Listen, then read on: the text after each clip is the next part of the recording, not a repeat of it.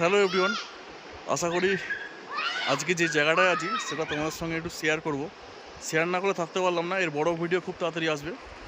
তো আজকে যে জায়গাটায় আছি সেটা তোমাদের দেখতেই পাচ্ছ ব্যাকগ্রাউন্ডে, সঙ্গীত ভ্যালি। ঠিক আছে, এটা অরুণাচল প্রদেশের সঙ্গীত ভ্যালি যেগুলো জায়গা।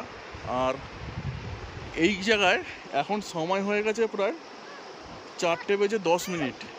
ওয়েদারটা জাস্ট দেখো কতটা সুন্দর লাগছে। আর আমার ব্যাক সাইড দিয়ে চলে গেছে কিন্তু রিভার, আর তার পাশেই আছে এরকম ছোটো ছোটো কিন্তু হোমস্টে। ঠিক আছে, সেই হোমস্টেগুলো তোমাদের দেখাবো কিরম কী আছে রুমগুলো। আর এই জায়গার এত সুন্দর ওয়েদারটা, এই নেচারটা ফিল করার জন্য আমরা যে সত্যি এই জায়গাটা এতটা সুন্দরভাবে ভাবতে পারিনি।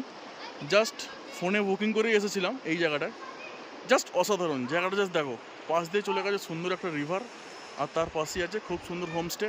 তো চলো হোমস্টেটাকে তোমাদের একটু দেখিয়ে দেবো, তারপর বড় ভিডিও খুব তাড়াতাড়ি আসবে, ডিটেলস তোমরা পেয়ে যাবে। আর এখন ঠান্ডা মোটামুটি ভালোই আছে, তো চলো হোমস্টের দিকে যাওয়া যাক। তো আজকে আমি যে জায়গাটায় দাঁড়িয়ে আছি সেটা হচ্ছে অরুণাচল প্রদেশের সঙ্গীত ভ্যালি বলে যে জায়গাটা আছে, দিরাং থেকে 10 থেকে 15 কিলোমিটার দূরে, একদম রিভারের গায়ে সুন্দর এক হোমস্টে, তাও আবার অরুণাচল প্রদেশে। সেটাই তোমাদের সঙ্গে শেয়ার করছি ফার্স্ট টাইম, যেহেতু আমি অরুণাচল প্রদেশ ট্রাভেল করছি। আর এই হলো কিন্তু হোমস্টেটা, যেখানে তোমরা পেয়ে যাচ্ছ কিং সাইজ একটা বেড, সুন্দর কিন্তু রুমের কন্ডিশন কিন্তু আলাদাই রকম। দুজন তিনজন আরামসে থাকতে পারবে। ওপরটা কিন্তু খুব সুন্দর একটা ফল সিলিং করা কিন্তু রুম আছে, তার সঙ্গে সুন্দর একটা বড় উইন্ডো।